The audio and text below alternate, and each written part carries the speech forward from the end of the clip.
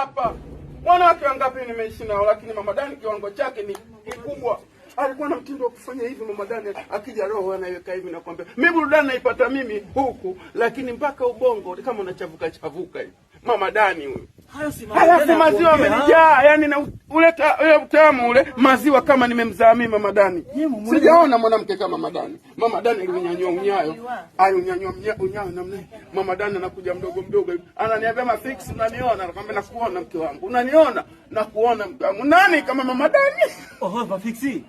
Mtu akishafariki hakashifiwi tena au hivyo wewe wamkashifu? Ngoja naomba meza niwaoneshe, bado kuna vitu sijavitoa vya Mama Dani. Meza ya nini? Mama Dani aliwahi kuona tuko bafuni hiyo. Mama Dani huyo. Mama Dani alikuwa na mwendo. Mama Dani alikuwa akija mwenyewe kikanga chake na kitupapala na kuja mdogo mdogo. Naomba meza. Kama meza hamna nipeni hata dumu. Wewe wataka vitu hivyo vya nini? Wewe wataka vitu hivyo vya nini? Sisi hapa pafikiria kwenda kumsitiri marehemu hivyo.